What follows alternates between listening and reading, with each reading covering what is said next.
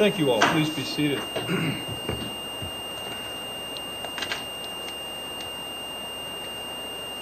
Good morning. This is time set for oral argument in Metro Phoenix Bank versus RPM Private Wealth LLC. Our case number is CACV 190106. Each side is allocated 20 minutes for oral argument. Appellant, if you wish to reserve a portion of that time for rebuttal, you're free to do so, but you need to keep track of your own time at the podium clock. We have reviewed the record. We've conferenced the case. We'd encourage you to keep that in mind as you present oral argument. Also, for those in attendance, please make sure your phones are off so our presentation by counsel isn't interrupted and we avoid embarrassment along the way as well. Please, when you take the podium, start by telling us your name and the party that you represent. Our proceedings are being recorded and they'll be posted to the internet later. That's for posterity so folks know who you represent. With that, let me start with Mr. Mazdans. Is that close?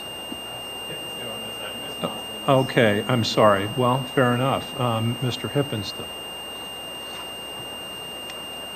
Thank you, Your Honor. Good morning, Your Honors.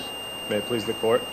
My name is Jacob Hippenstill, and I'm joined at council table by my colleague Kevin McCarthy, and together we represent RPM Private Wealth, Raymond Brem, Maritza Brem, and their trust. I'll use Brem in just a conversation referring to all the parties on that side. Before I begin, I do want to frame the dispute a little bit. This is an issue between a borrower and his bank, but not a simple breach of contract case. This is a case where the bank has essentially been the bad actor in its dealings with Brem all along the way. They've reneged on promises made to Mr. Brem. They have taken money to which they've had no claim. What's the bad acted issue here? Specifically, taking the money from the trust account is I think, the one that plays in here. The other would be the misrepresentations to the court that are found in our Rule 11 motion. What harm was caused by that? I understand the money was put back. So the issue here is that it led to Mr. Brem's counterclaims being dismissed, and dismissed on grounds that were... Well, but I'm talking, what harm did the bank... it seems odd to say the harm caused that my counterclaim got dismissed. That seems odd. I apologize. I misunderstood. I thought you meant the harm from the misrepresentation of the court. The harm from taking the money from the trust account was there were legal fees that were incurred. There was emotional distress that damages that wouldn't have been recoverable through the breach of contract claim, but would have been recoverable through the conversion counterclaim. There was also consequential damages that arose out of that. So Mr. Brem, operating a retail or a residential property management business, was regulated by the Arizona Department of Revenue and had to keep, strict procedures on his trust account. And when this bank dipped into that trust account, he then had to change all of his banking over to a new bank to ensure that his trust account was protected. And the economic loss caused by having to, devote time, energy, and employees to that task was a direct damage that flowed from the bank reaching into that trust account. How long was the money out of the account? Well, we're not sure on that, Your Honor, because... Wasn't it less than a day? Or no more than a day? Yes, presumably it was no more than a day. Does the record show that he ever tried to draw, that during that time period he tried to draw funds and could not? The record does not, but there was not a lot of discovery done on this issue because for the entire course of this litigation, it was admitted by the bank that they had taken the money. So no, he did. I don't believe there were any draws on it. The record wouldn't show that there were any draws on the account during that time. But we do believe the record shows that the money did leave the account. And further discovery we expect would have showed more information on this, but no more discovery was undertaken given the fact that the bank had admitted the fact that they had taken the money and replaced the money after the fact. Because aren't the harms that were caused from your client's reaction to being informed that the money had been moved rather than the actual movement of the money? Yes, but those... So how can he claim that since he, in effect, caused the caused the harm by reacting, how can that be a harm or a damage? Yes, Your Honor. And I cited to the case, I believe it was in Desert Mountain Properties in our briefing, that discusses that when one party breaches and the other has to take certain actions to protect its legal interest, that the damages that flow from those actions they had to take to protect their interest are recoverable. And this is exactly the situation we have in our case. The business is a regulated industry where he has to report to the Department of Revenue on the, for lack of a better word, sanctity of his trust account. And so when he found that this bank had taken money out of that trust account, which cannot happen, he then had to protect his interest in that trust account by moving it to another bank. Well, So, why couldn't he just say, give me my money back now? well, he did do that, but the fact that the bank believed that they could step into it led him to essentially lack of confidence in this bank and respecting the fact that he had a trust account with that bank. Well, so he chose to leave the bank. He wasn't required to leave the bank. He chose to leave the bank. Well, he chose to leave the bank in order to protect his interest and his business, his ability to operate that business under the Department of Real Estate, excuse me. So there was no accommodation. He could have arranged with the bank short of taking his money out. I don't believe there's anything in the record that would speak to that. And frankly speaking, at that point, the relationship was so fractured, and I don't think he had any trust that his money would be safe, even if it was in a trust account with that bank. And part of that gets back to when he first asked for this account with the bank. He said, I need an IOLTA account. And they said, well, you're not a lawyer. You can't have an IOLTA account. Here's what we can do. And set him up with this account that was supposed to be safe from, protected in the same manner as an IOLTA account would be. And come to find out, the bank didn't view it the same way that they had represented it to him. And I'm not disputing with you that the bank may have acted improperly. But my concern was, once the bank acted properly, what actions were the law cannot be that whatever the client chooses to do to fix what he perceives to be the problem necessarily is proper. Understood, Your Honor. And I would agree in part on that. So the damages that were alleged based on moving the money from the account, fine. If we have a differing opinion on that, we view it as that was a necessary act to protect his interest. I hear what the court is saying as far as how far does that extend.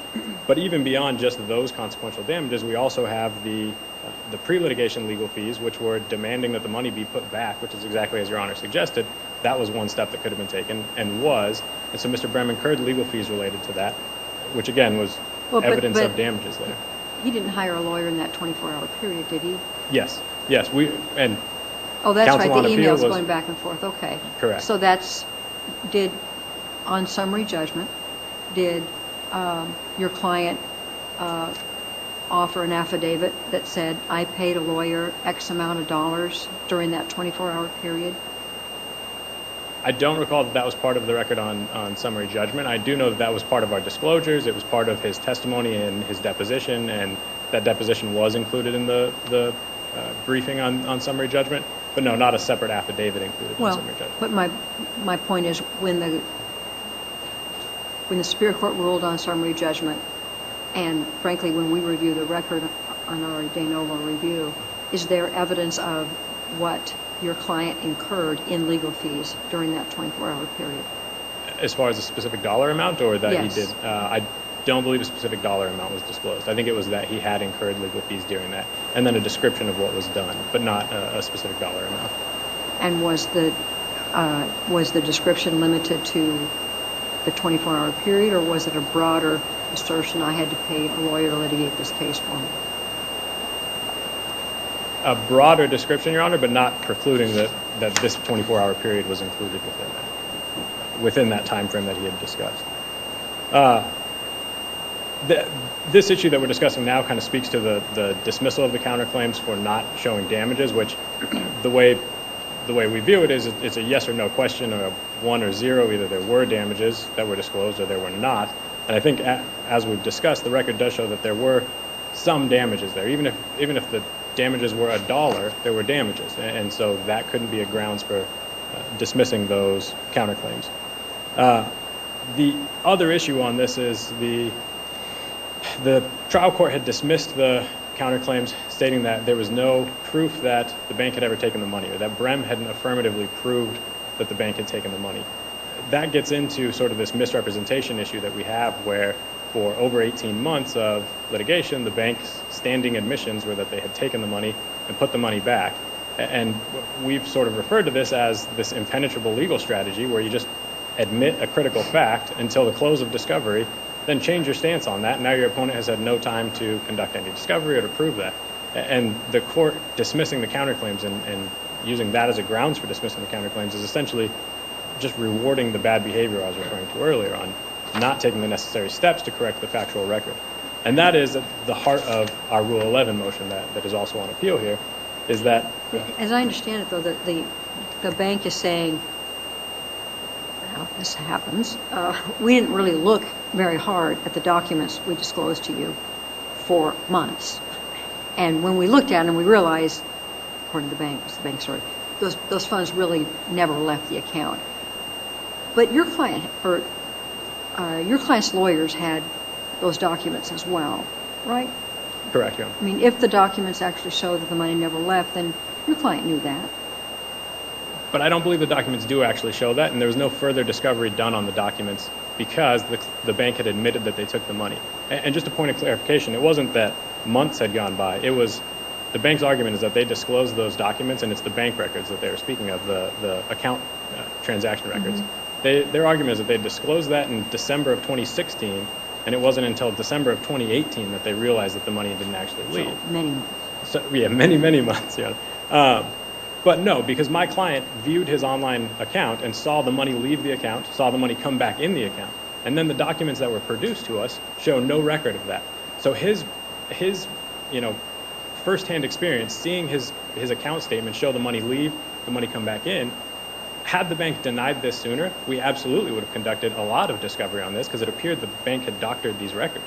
The fact that they had admitted to taking the money and putting it back, there's no need to dive any further into that issue on those bank records, because it was conclusively admitted that they had taken it. We had proved that element of our claim up until the point that the bank switches 180 degrees and is no longer saying they admitted it, or no longer admitting that they had taken the money, excuse me.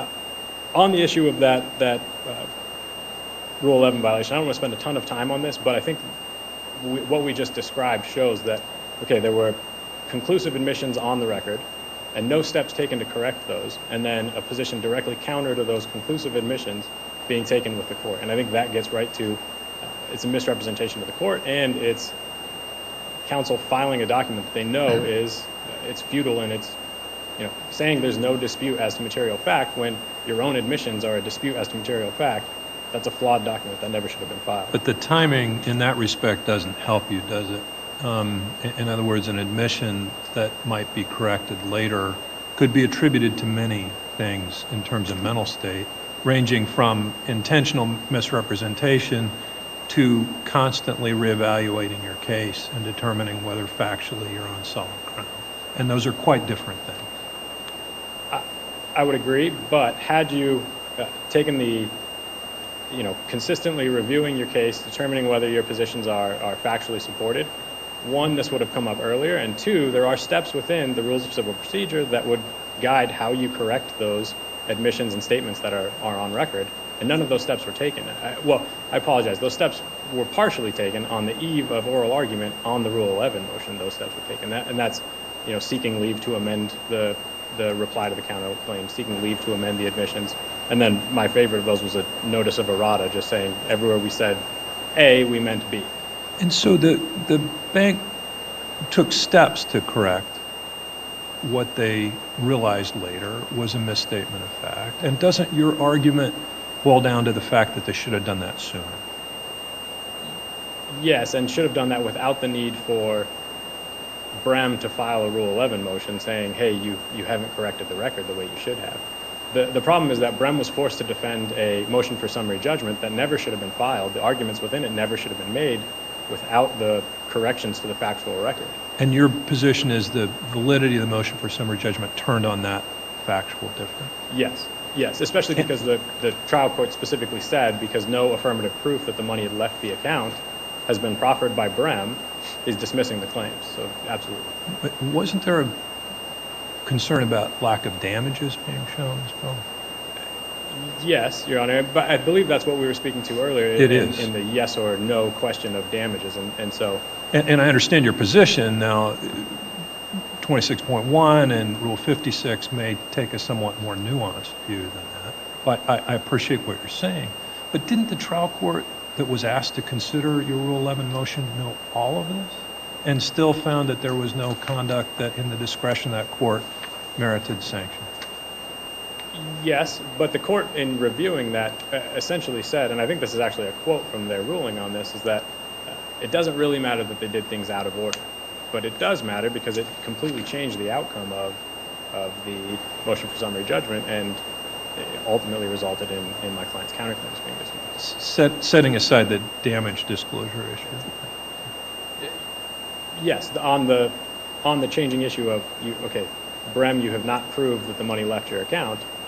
Well, no, he never did any discovery on it because the bank admitted it for over 2 years that they had taken the money. Did that affect disclosures or discovery on damages? No, not on the damages issue. Okay. No. I would like to reserve my time, but as much time as I can, but I don't want to leave one aspect of this untouched, and that's the Brem had also filed a motion seeking leave to amend his counterclaims, and that was the direct result of the court's ruling that the trust account at issue, that the contract documents allowed the bank to offset funds from that trust account. If that is true, then necessarily Brem has claims for fraud and misrepresentation, and that gets back to what I was speaking to earlier as to Brem had asked, can I have an IOLTA account? And I said, no, not an IOLTA account, but here's what we can do for you. We also, in our 30B6 deposition of the bank, they produced their CFO. CFO looked through all the emails where Brem was requesting this account and said, yeah, this absolutely should have been opened up as a protected account, and it was not. And so by the bank's own admissions, their 30B6 deponents, or the 30B6 witness, his own admissions, the bank messed up here. They should have furnished a protected trust account, and they didn't. And so given the fact that now we're saying, yes, those contracts say they can take money from this account, well, then you gave me the wrong account. And because of that, Brem should have been permitted to amend his counterclaim to add in this claim for misrepresentation and fraud with relation to that account. The trial court's only discussion of that was that it was simply too late. That was the wording in the ruling denying that motion for leave to amend. And as discussed in the briefs, simply too late is not a grounds for denying that. There were no new claims raised from this, no new claims that would have required additional factual discovery were raised from this. We had all the factual discovery done. It was that 30B6 deposition that gave us everything we needed to establish these counterclaims. And because of that, the court saying it's simply too late is not a grounds for dismissal. That was the abuse of discretion. Was the 30B6 taken before the close of discovery? Yes, Your Honor. And how distant in terms of months between that and the motion to amend?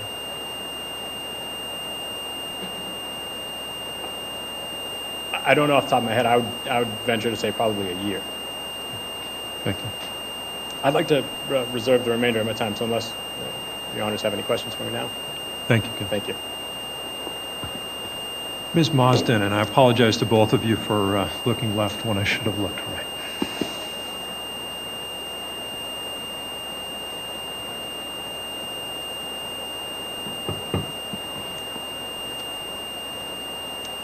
Good morning. My name is Michelle Mosden, and along with my co-counsel, Christopher Ingold, we represent Metro Phoenix Bank. May it please the court. This is a case about a man who has made a poor decision about defaulting on a line of credit with Metro Phoenix Bank, who unsuccessfully attempted to play hardball, and when he didn't get the result he wanted, is now upset about the consequences of his actions. Brem's counterclaims had no merit. This appeal has no merit. The bank is entitled to be made whole for the damage that Brem has caused it, and the loan documents in this case provide for that remedy. The bank simply wants to have its contracts enforced. It is not fair for the bank to be out hundreds of thousands of dollars simply because Brem failed to repay the bank and forced the bank to engage in and defend against litigation created by Brem's poor choices. Now, there are 4 issues on appeal, 3 of them that have been raised by Brem and 1 issue that has been raised by the bank. Of the 3 issues raised by Brem, the first issue, whether the motion for summary judgment was correctly granted, is an issue that receives de novo review. The other 2 issues, the motion for sanctions as well as the motion for leave to amend counterclaims, both receive review of discretion review, and since it is our position that Brem has failed to show evidence of any abuse of discretion, I'm going to focus my discussion on the 2 aspects that received de novo review, the summary judgment as well as the attorney fee issue.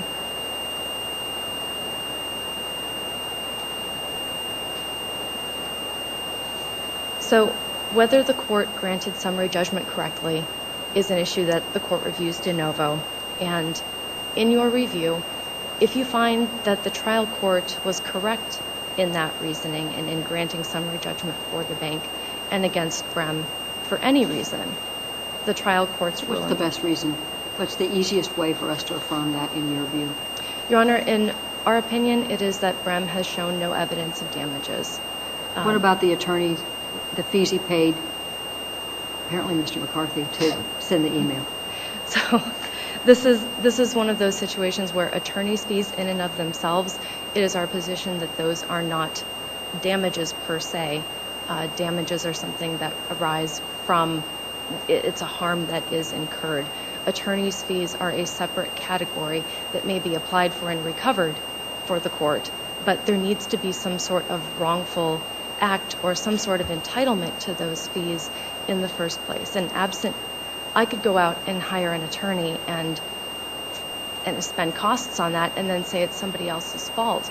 But without any sort of wrongful conduct entitling me to recover those fees, I don't get to just go try and hold someone accountable for doing that. It strikes me that the claims are on somewhat different footing, given that argument. The contract claim, 12-34101, exists, the provisions of the contract.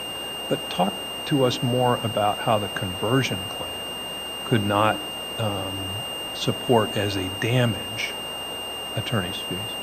So, Your Honor, in that respect, again, I'll go back to the premise that there needs to be some sort of a wrongful act. And this is something that Brem has not shown has happened. And I understand that, but to follow up on Judge Johnson's point, I think her question to you was what's the strongest basis? And Sure. you said lack of damages. Yes. And that's where I am in the conversation. Sure. So help me better understand your point. Yes, and that was an issue that we also, so Mr. Brem has a debtor-borrower relationship with the bank here.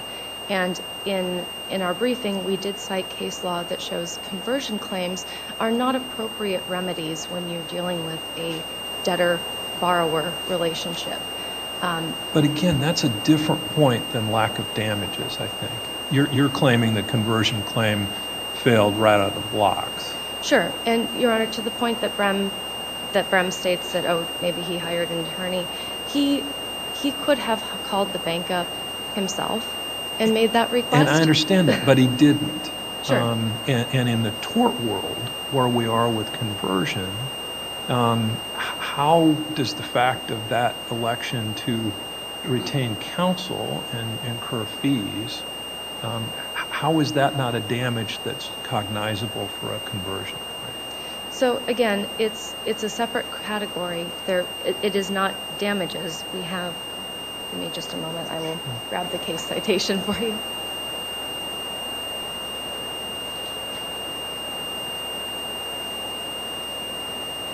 So courts finding and cases finding that attorney's fees are not damages. We have City Center Executive Plaza v. Jansen, 237 Arizona 37 at 41.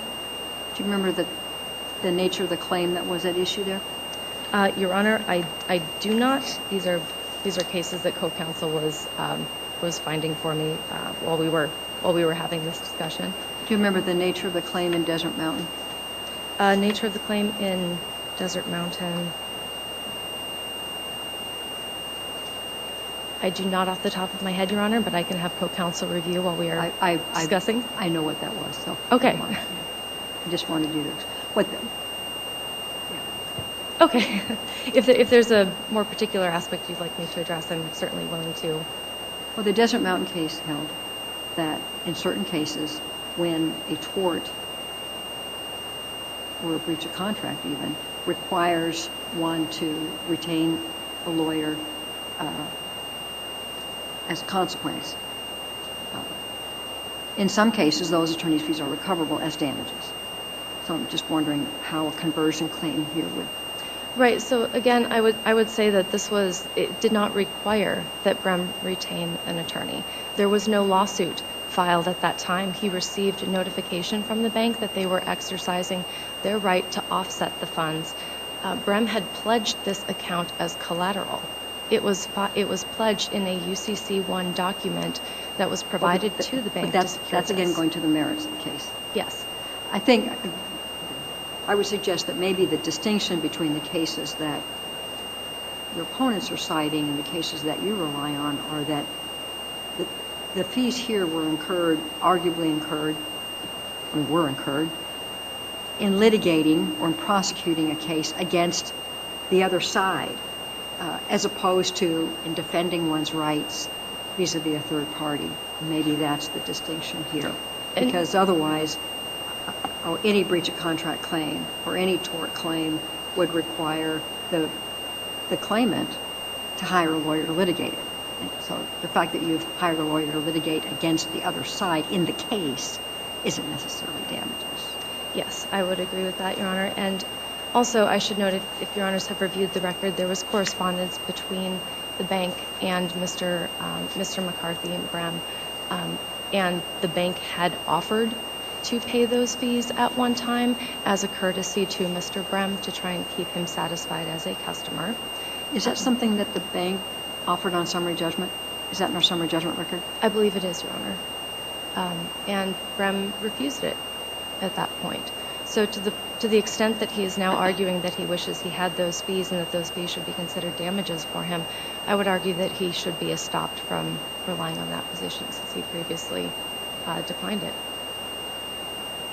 So I'd like to take some of my time to review the bank's claim for attorney's fees and that the trial court erred when it did not correctly interpret and apply the contractual provisions that the bank had for the attorney's fees. I'm sure Your Honors are familiar with the loan documents, which collectively refer to the business loan agreement, the commercial security agreement, the commercial guarantees, as well as the business loan agreement. Each of these contracts has a provision for an award of attorney's fees, and each of those provisions is all-inclusive. 5 of the 7 provisions explicitly use the word all. The one provision that does not use the word all is as broadly worded as one can encompass to mean all without saying all. And you're not contending, though, that Arizona case law requires a court to actually award all fees, even when there's a contract like that, are you? My position is that the court should comply with McDowell Mountain, and that when you have a contractual provision that awards all attorneys' fees, that was part of the benefit of the bargain that the parties made, and that the bank relied on in making this and extending this line of credit to Mr. Brem, precisely for situations like this where one has a belligerent borrower who refuses to repay a loan and refuses to allow them to offset as provided in their loan documents, and then is forced into litigation to collect the loan, and then is also forced to defend against frivolous counterclaims. Particularly after the Supreme Court's decision in CSK, which postdates McDowell, what application, if any, from your perspective, does 12-341-01 have on the field? Your Honor, it is our position that because 12-341 applies to provisions where it is less than all, there's a limiting factor in 12-341, and the bank's contractual provisions do not have those limiting factors. So it is our position that the statute is in conflict with those provisions. And as a result, wouldn't apply? Correct. But doesn't under under McDowell, doesn't the trial court retain the discretion to decline to award fees that it finds are excessive? Yes, Your Honor, but... So how do we know that didn't happen here? Yes, so there are some steps that need to happen before that can occur. So in McDowell, as we have cited to in our briefing, a court has much less discretion in limiting the award of fees when a contractual provision says all. It is severely limited and does not get the same reasonableness standard of review that a contractual provision for attorney's fees otherwise would. So that's the lens through which we are viewing all of this here. It's excessive, though. Isn't that the standard? The court needs to make a finding. So we get the presumption that the fees are reasonable. The burden then shifts to those opposing the award of fees to make a showing that the fees are clearly excessive. And that did not happen in this case. We know it didn't happen because we can look at the rulings, we can look at the minute entries from the court. We have the court's minute entry that was issued on May 1st, where this is after the bank had already submitted its application for attorney's fees. The court reviews this and it instructs, it says plaintiff's amended application shall not include time spent complying with the bank's audit. That was one area that the court found was to be we can say unreasonable, we can say clearly excessive. Unfortunately, the record does not give us those magic words, clearly excessive. So I will say that if Your Honors are inclined to remand the case for further, for additional review, that the case that the court be required to make specific findings of fees that are clearly excessive. Second, the court goes on and says finds it is reasonable for counsel to bill for half travel time. So that is another, again, trying to fit the court's words into the standard that we get from case law. That is another section or area of fees where the court made findings that we would argue were clearly excessive. Specifically, on page 2, defendants' remaining objections to billing are overruled. And it goes on to say, without prejudice to additional objections being raised once defendants have had an opportunity to review the amended application. So with that in mind, the court was not inviting defendants to renew all of their objections. It was telling them that it hears your objections, defendants. We hear them and they are being overruled. The bank complies with the court's order to submit unredacted billing statements. And then, for some reason that was never explained, then reduces the award of fees to $25,000. It says that it finds the reasonable amount of fees to be $25,000. And again, that doesn't get us any indication that there were any findings that fees were clearly excessive. So there is no support in the record that defendants met their burden of showing that fees were clearly excessive, except with respect to travel time and time spent for the bank complying with their audit. And for Remind me what the redaction issue was. Why did the court order unredacted entries? Yes, Your Honor. So the bank redacts when we submit attorney fee applications. We redact within the billing entries to protect the attorney-client privilege. If there is a time entry which says conversation between attorney Marsden and client discussing this topic, that is privileged information, and so we redact that when we are submitting that to the court so as not to violate attorney-client privilege. We also make the offer in our application for attorney's fees to submit unredacted statements to the court for in-camera review so that the privilege may be preserved, but the court can also make a determination as to whether those time entries and that time spent was reasonable. In this case, the court, for some reason, declined our request, but ordered us to file those and make amendments, paraphrasing or attempting to paraphrase as best our ability, and submit an amended application with those modifications made. And so the bank complied with that, and there were, again, no findings that the fees were clearly excessive. And so the bank is entitled to its full award of fees in $111,851. It should not have been in the position of having to chase Brem to the ends of the earth to collect a debt that it could have offset, but Brem didn't want that. He should have been able to pay it.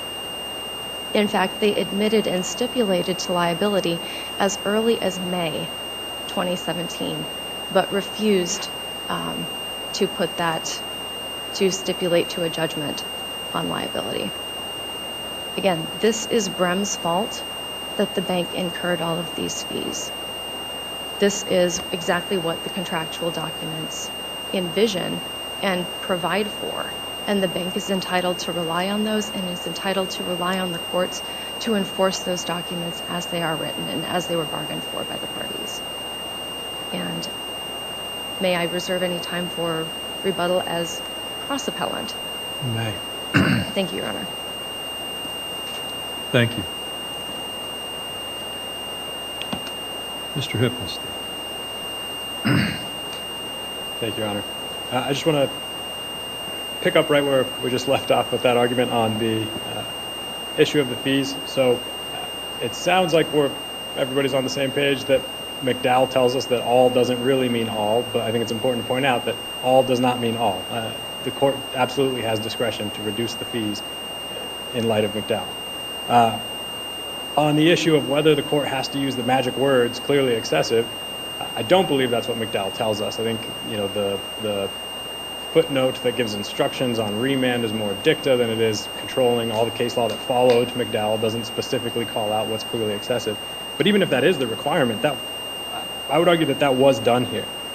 In the court's order denying the bank's motion for reconsideration on their fee application, the court says that they are denying the motion for reconsideration for all of the reasons set forth in Brem's opposition. And I just want to point out a couple of the headings in Brem's opposition. One was, in the legal authority section, pointing directly to McDowell. And section 2 of that opposition was titled, "The bank's requested attorney's fees are clearly excessive," and then went on to give all the reasons why the fees requested are clearly excessive. So the court, by pointing at that opposition, I think is giving the statement, yes, those were clearly excessive for all the reasons that were articulated. Getting back to a point that was raised while I was up here, we had discussed right at the end the date of the 30B6 deposition in proximity to the motion to amend the counterclaim.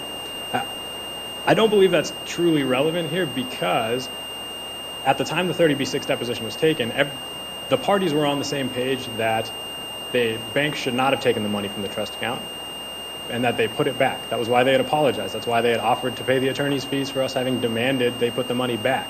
And so it wasn't until the court ruled that the contract says you can take the money from that the counterclaims truly arose for Brem. And so that's the time that the motion to amend the counterclaims was necessary. I apologize for jumping around a little bit. I just want to make sure I hit everything. Going back to the issue of attorney's fees, if the court were to follow what the bank is requesting and to say that, okay, all attorney's fees can be awarded here, essentially it's giving parties the ability to collect unreasonable amounts of attorney's fees against their opponents in litigation. And just purely from public policy, that cannot be what this court holds. I believe that's all in my time now, but It is, counsel. Thank you. thank you, Your Honors. And then rebuttal on that cross appeal.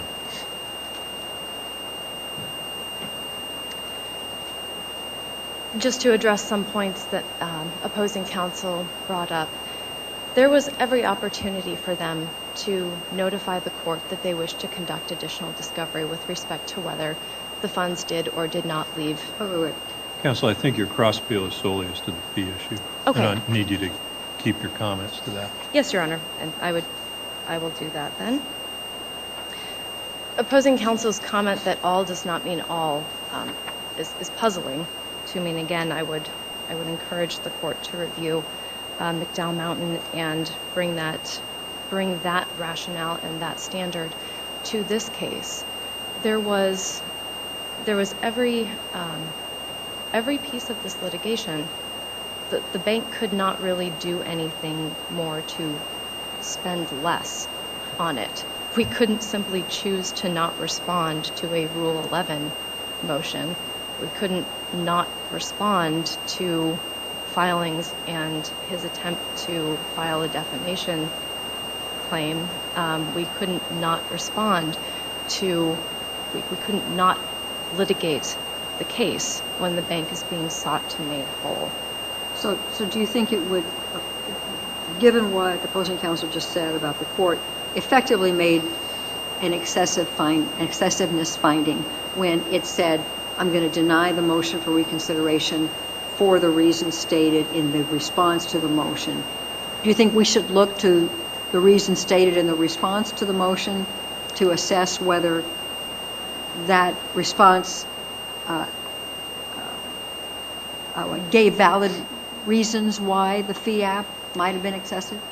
If that response contains substantively different arguments from those that they had raised in objection to our original fee application, I would say perhaps, but that is not the case. Their opposition and objection after the fact to the motion for reconsideration, it's simply a regurgitation of those same objections that were made in response to the original fee application. And that is where we see an inconsistency and error in the trial court, in that it expressly overruled defendants' objections in the first place. And then when presented with evidence that perhaps it should have awarded the fees in accordance with the contract, we get a puzzling ruling from the trial court awarding only $25,000 in fees, when it should have been, if the contract had been interpreted with the trial court's ruling from the May 5th minute entry, it would have been $111,851. And that is a significant hit to the bank, especially because it is not the bank's fault that we are in this position. It is Brown's. Thank you, counsel. Thank you. Counsel, we appreciate your briefs. We appreciate your argument today. We will take the matter under advisement and will issue a written ruling in due course. We will stand in recess now. We're going to stay on the bench while we do so, while the courtroom's set up for our next oral argument. Thank you.